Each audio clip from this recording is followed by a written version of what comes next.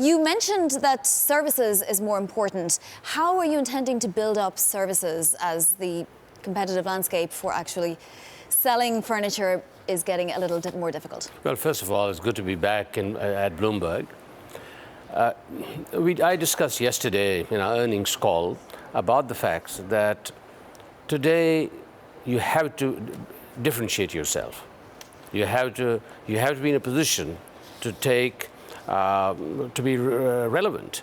We have at Ethan Allen 1,200 interior designers that work for us in North America and about 500 internationally. We have 200 design centers. Now, these 200 design centers are like, brick and mortar. Mm-hmm. So today we know that brick and mortar by itself is not relevant unless you are in a position to provide service. So our interior designers providing interior design service is a great advantage, and that's what we are focused on. You say brick and mortar is not perhaps as relevant as it used to be. Online, however, is a little bit of a struggle for you. Less than 5% of sales are online. Do you plan on trying to ramp that up and maybe appeal to millennials in some fashion too? We absolutely are, but our online strategy is a little bit different. We have today over 600 of our interior designers chatting online. So we are online. Our designers are working with clients, and then they bring them into the design centers because we want them to see the product. We want them to experience it, because this is not selling, small stuff or toys. This is a serious purchase. So our online is very active, and we bring people in. You're spending 12.8% more on advertising.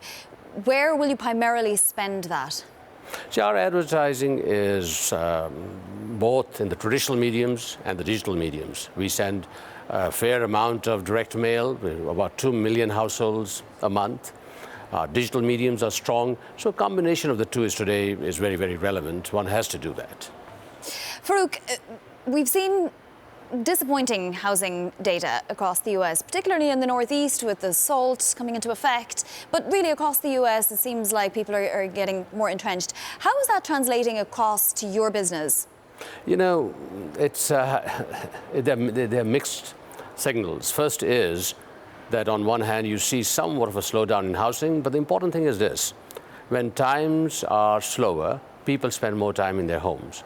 They redecorate. And that's what we are seeing. We are seeing a lot of focus on redecorating.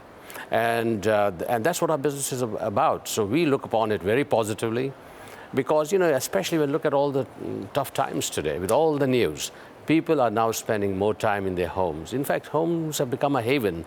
And our interior designers, our service, combined with offerings, we've changed about 70% of our offerings in the last 3 years. We are relevant. We also have a distinctive advantage of making 75% of our products in our own workshops in North America. Exactly. So will trade negotiations or discussions affect you very much at all? How are you planning to meet any challenges that arise, given that outside of the US, China is where you're most active? No, well, actually, we have very strong manufacturing operations in the United States. We're in Vermont, we're in North Carolina. But in the last 10 years, we established a very strong presence in Mexico and Honduras. So that was a concern. But good news is that with the resolution of this NAFTA in its new form, we are very pleased because that has stabilized. Now, China is our biggest customer, actually. We ship to China from our North American operations. So that was impacted with this concern about trade. However, as we have the opportunity of making products in the United States or in Mexico and Honduras, our China business is also growing. Are you keeping an eye, though, on trade negotiations? Would you want them to restart? And what would a good outcome for you be? Well, it's important that there be stability. I don't think it's good to have this unstable situation we are living in, but I would think that there has to be some balance in terms of a trade between the United States and China. It has been somewhat one way, we know this.